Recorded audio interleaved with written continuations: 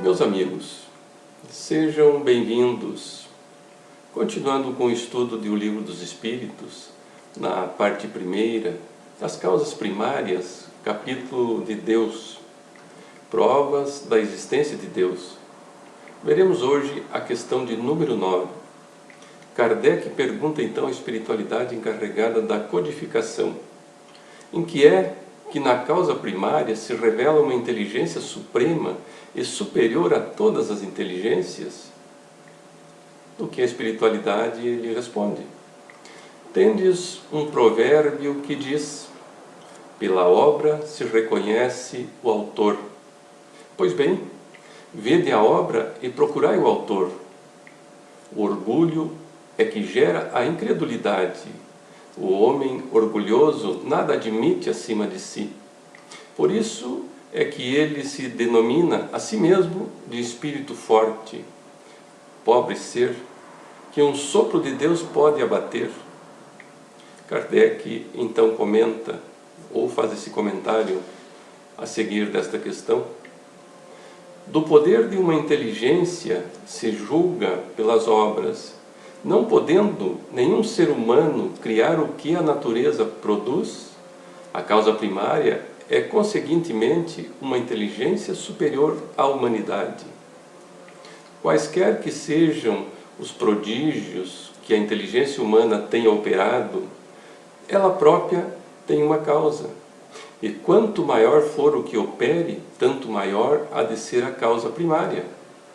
Aquela inteligência superior é que é a causa primária de todas as coisas, seja qual for o nome que lhe deem.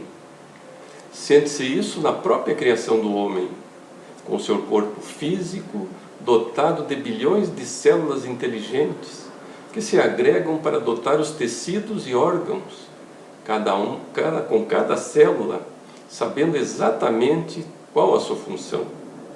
E ainda os vegetais com suas flores e frutos, o mar com suas ondas gigantescas, o céu palmilhado de estrelas e o astro-rei, o sol em perfeita harmonia, espalhando seus raios energéticos para todos os planetas do sistema solar.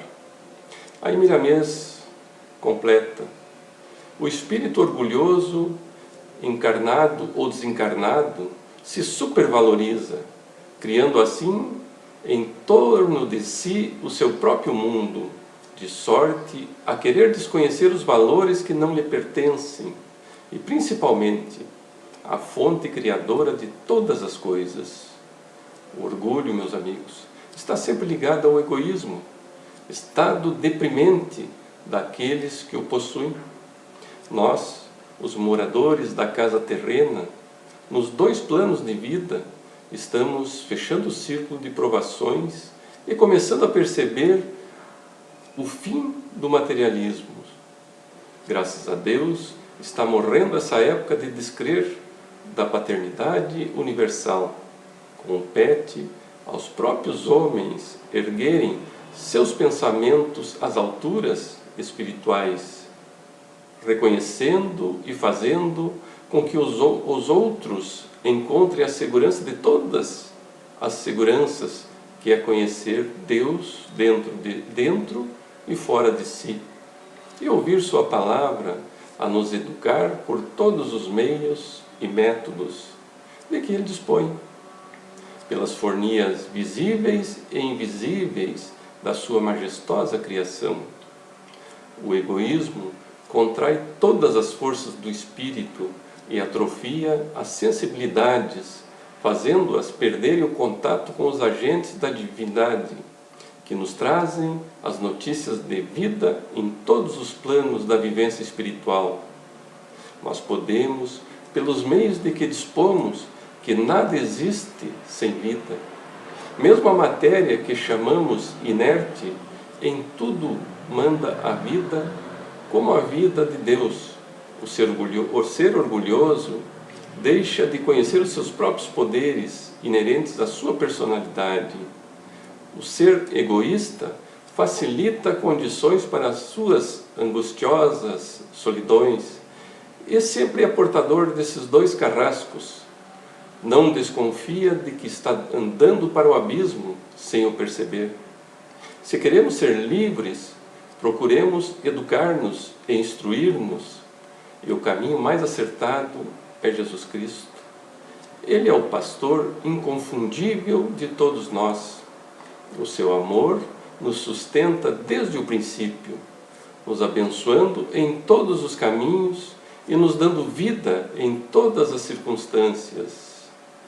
Meu filho, não duvideis mais da existência de Deus. Se queres reconhecer seu valor, olha a sua obra. Se tudo está em plena harmonia, certamente que o seu Criador é perfeito em todos os seus aspectos. Negar o Senhor nos dias que correm é assinar o atestado de ignorância calculada que desvincula o amor do coração e separa a fé do ambiente em que se vive. No lugar do orgulho, constrói a fraternidade e na área do egoísmo conquista o amor.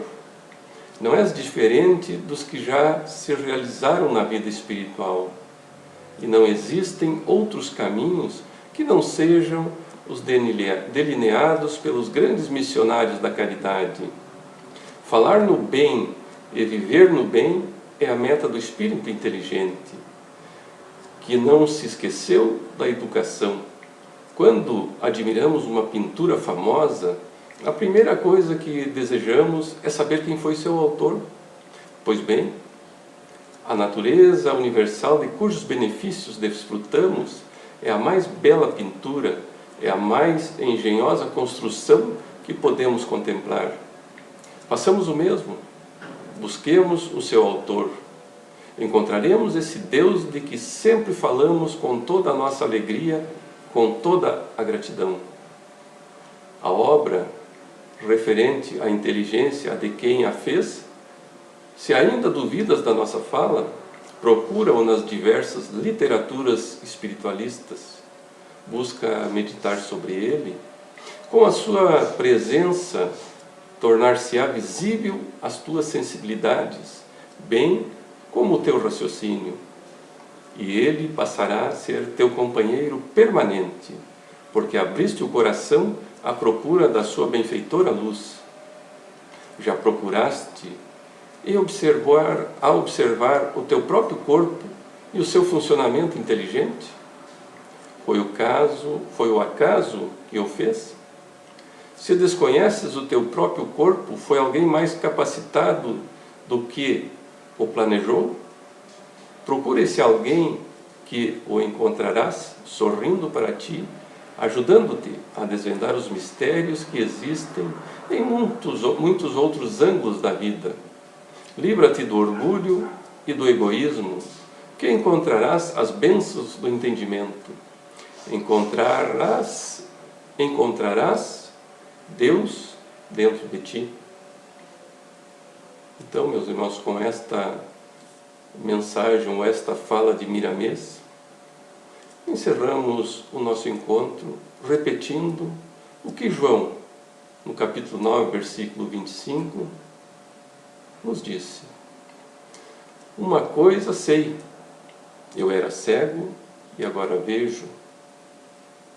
Apesar do trabalho renovador do Evangelho nos círculos da consolação e da pregação, desdobrar-se diante das massas, semeando milagres de reconforto na alma do povo, o serviço sutil e quase desconhecido do aproveitamento da Boa Nova é sempre individual e intransferível, meus irmãos. Muita paz a todos.